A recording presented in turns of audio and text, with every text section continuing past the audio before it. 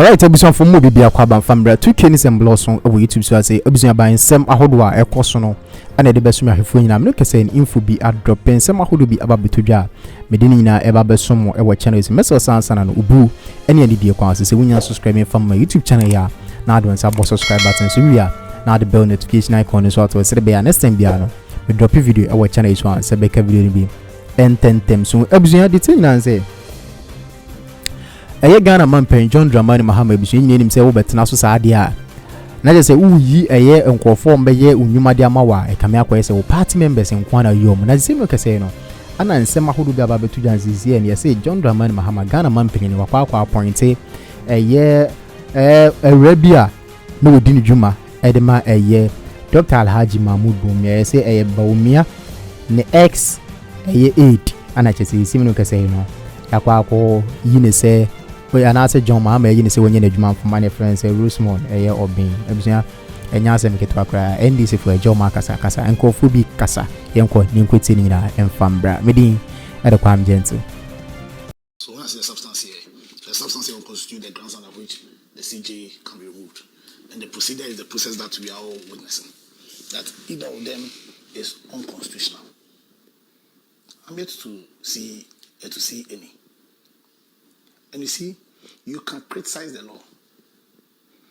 And you know, you understand, there's a reason why the law, we see the law grows, that the law is dynamic. So we can say that, listen, the way the law is right now, we are proposing reforms. Indeed, part of the reset agenda is asking that there's a massive reform in how our constitution is now. So you can make arguments about the need for reforms. Myself, I have my personal view about the need for reforms, even how Article 146 is. See, that will constitute a discussion for some other time. But as things stands now, because I heard my brother here talk about the opaque nature of the process. Myself, I've raised issues about the dire consequence of the opaque nature of Article 146. But when you raise that issue, it should be a call for reform, not an argument to suggest that the president has done anything illegal. How am I making? I mean, you can criticize Article 146 in terms of how it is now, but any criticism of Article 146 will be in the context of an accent for reform, not to say that an application of Article 146 as it is now, in both its letter and its spirit, constitutes an illegality where no clear claim here in terms of both its spirit and its letter has been infringed on. And so why all this noise? And what's the purpose? Why then? Because for a serious activity as this, for certain parties to attempt to reduce this to a normal partisan battle undermines the purpose, the agenda of the state. Because, Senna, you are going to have said it so many times about the need for us to build that right political culture. Because this is one thing that history has taught us, that you can never sustain your constitutional democracy, this democracy, unless we deliberately with both the state and the political parties, and all of us as Ghanaians, we build that right political culture that will tolerate diverse views and hold political leadership accountable. Unless we do that, then we cannot create a system that will guarantee for us the rule of law. So that where people attempt to reduce this act, what is happening with the CJ, to a mere partisan battle, then what they're actually doing is that they're fighting against creating that culture that will tolerate diverse views and also hold political leadership accountable. Because you cannot make any credible argument that says that what is happening, this noble act of enforcing the principles of probity and accountability on public what's called office holders is a mere attack on the judiciary. And you can't sustain what's called that argument. Indeed, when you expand the perspective to how people who are speaking in a certain way have behaved when Article 146 was invoked and used in the past, then you have a cause to even question the integrity of those people. So then the question is, when Article 146 was invoked against the person of Charlotte Osei in 2018, what was the view of the New Patriotic Party? What was the view of the Ghana Bar Association? Because you see, it is our duty as Ghanaians to also build a politics that's founded on integrity. Because you see, we can disagree on views. Because I have a position. So when in the beginning, I said, comrade, Anna was quick to say, hey, Johanna, you shoot from the right toward the left. Because he knows my position. He knows my position. And so when I'm shifting from my position, it must be based on a shift in an idea and principle. Last week, I've made a certain statement, and I want to make it again. That a political party that defends a constitutional process when it uses its agenda, but denounces the same process when it is applied to its own, forfeits the moral right to speak of justice. Principle is no convenience. It is consistency in the face of changing interests.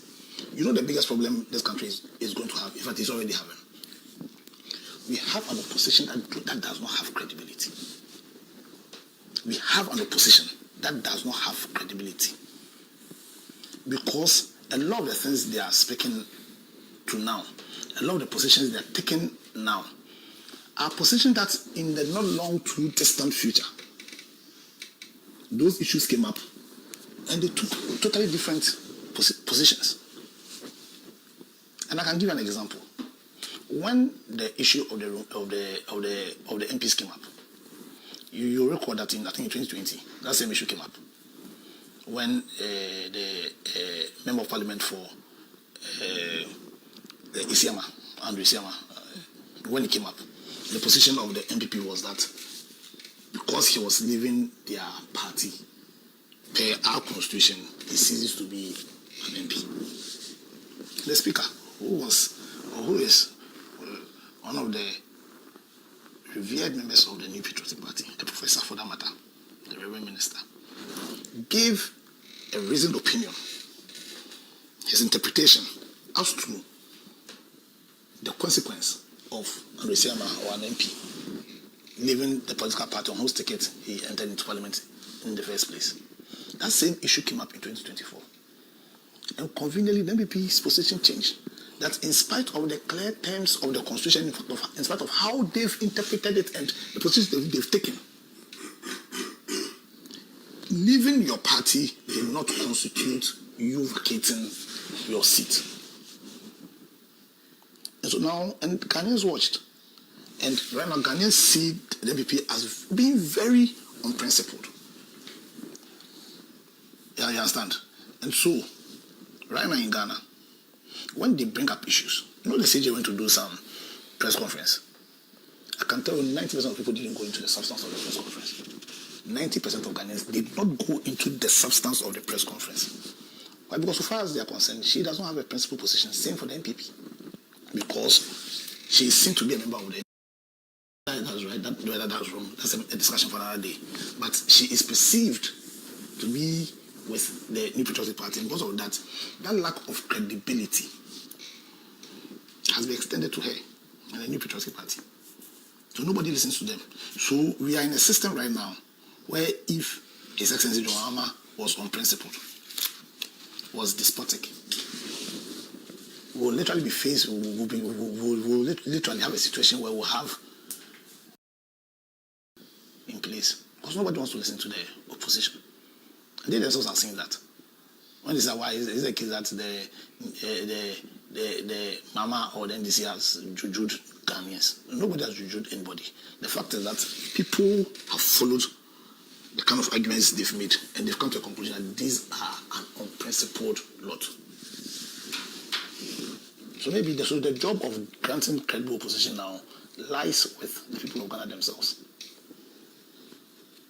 Because our new Patriotic Party, they have no moral right to raise issues. Because what if they were moved by principle?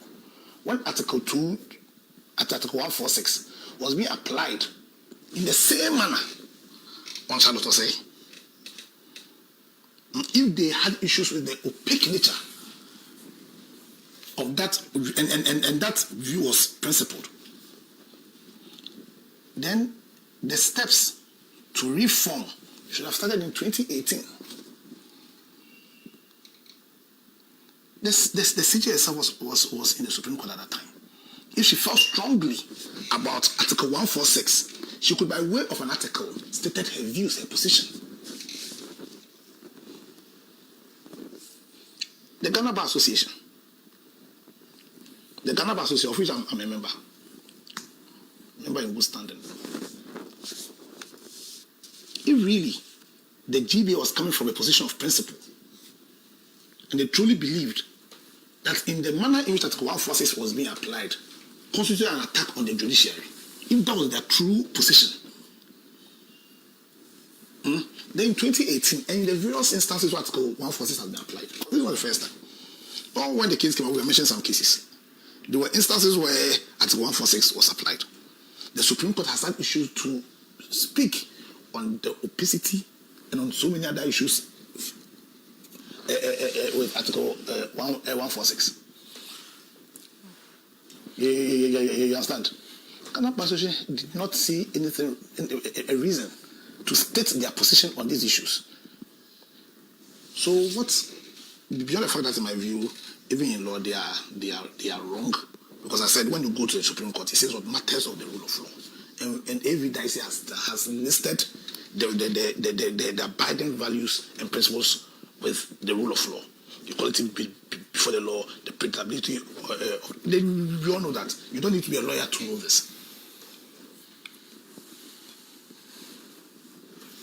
So, see, we are building a country. We do politics and sometimes we play. There's a time where we play with partisanship. Central to politics is debate. Central to politics, because it's the only way in which we can advance in creating that society, the ideal society, where the purpose for which we build governments can be realized. Because when you read our constitution, it states in very clear terms the purpose for the social contract we've built. And out of this social contract, it says it shall secure for ourselves and posterity the blessings of liberty, equality of opportunity, and prosperity. And because of the abiding purpose for which we took upon ourselves this constitution, then when we are dealing with some of these critical things, something as critical as probity and accountability, very crucial, something as critical as probity